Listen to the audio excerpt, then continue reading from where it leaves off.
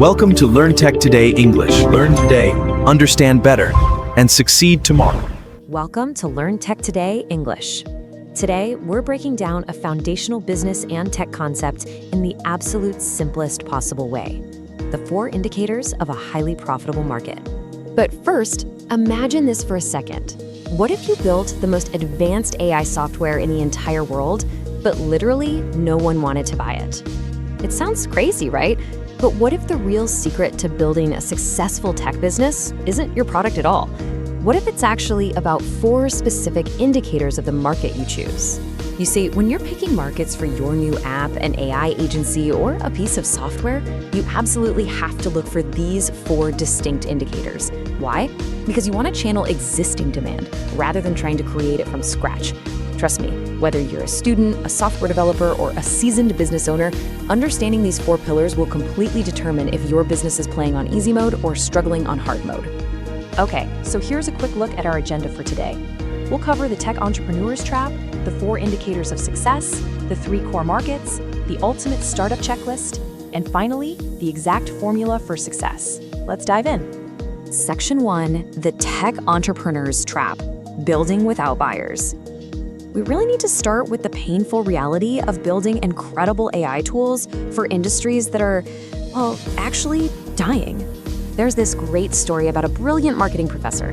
He asked his students, "What is the ultimate advantage in any business?" The room went completely quiet. And he just simply replied, "A starving crowd." Think about it. You could have the absolute worst hot dogs, terrible prices, and a miserable location, but if you're the only hot dog stand in town and the local college football game just let out, you are going to sell out.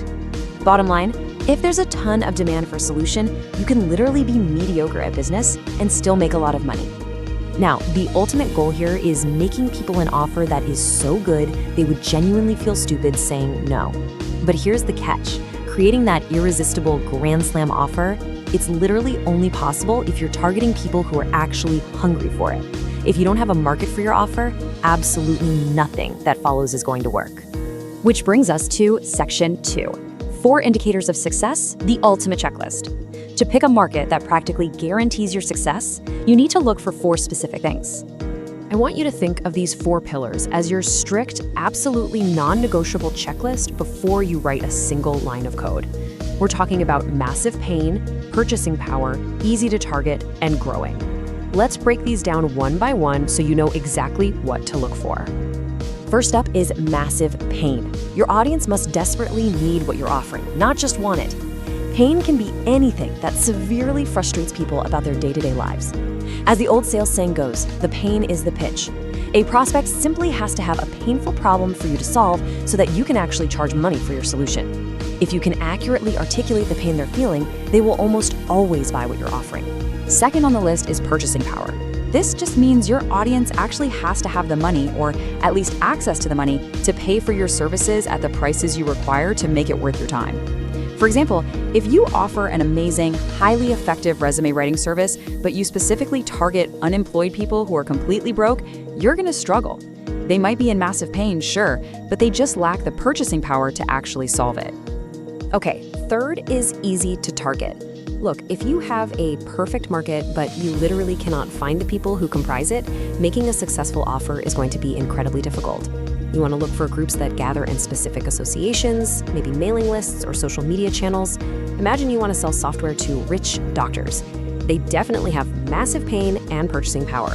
But if your ads are accidentally only being shown to nursing students, yeah, your amazing offer is going to fall on completely deaf ears. And finally, your market needs to be growing. Growing markets act like a tailwind. They make all your business efforts move forward so much faster. Declining markets, on the other hand, are like a massive headwind. The biggest risk here is ignoring these indicators just because you hate quitting a bad idea. Honestly, even a brilliant entrepreneur with a great offer and natural sales ability is going to fail if their market is shrinking by 25% every year. You just can't fight a massive headwind, like trying to sell software to the declining newspaper industry. All right, moving right along to Section 3, the 3 core markets, where demand lives. Let's see how this all builds into some real-world applications. At a super foundational level, human beings are always going to seek solutions in 3 main categories: health, wealth, and relationships. The reason these are always going to exist is because there is tremendous pain when people lack them. So, your ultimate goal is to find a growing subgroup within one of those 3 buckets that has high pain, high buying power, and is super easy to target online. Section 4, the ultimate startup checklist, featuring an AI coaching app example. Let's apply this mental model directly to a very realistic tech scenario. Let's say you're creating an AI relationship coaching app. In a side-by-side analysis, you might actually want to focus on senior citizens rather than college students. Now, you might be wondering why. Well, senior citizens who are alone are likely suffering way more pain, they definitely have more buying power, and they're surprisingly easy to find online or through associations.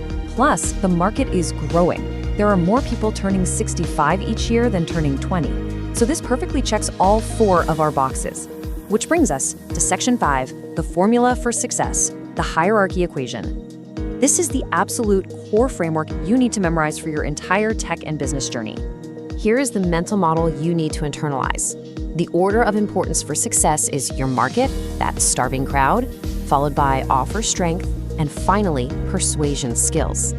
This mathematical hierarchy dictates that a great rating on a higher order element completely overpowers anything lower on the priority scale. Nailing your offer definitely helps you shortcut the path to success, but it all fundamentally starts with picking the right market. It really just boils down to a simple equation. Even if you have a terrible offer and awful persuasion skills, you're still going to make money if you're in a great market. Again, think of the hot dog stand. If you're the only one open at 2 a.m. to a mob of starving drunk people, you will sell out. The market always wins. So, to quickly recap, you must always verify your market indicators before starting. Massive pain, they desperately need a solution to a frustrating problem. Purchasing power, they can actually afford your premium prices. Easy to target, you can readily find them in groups or online channels.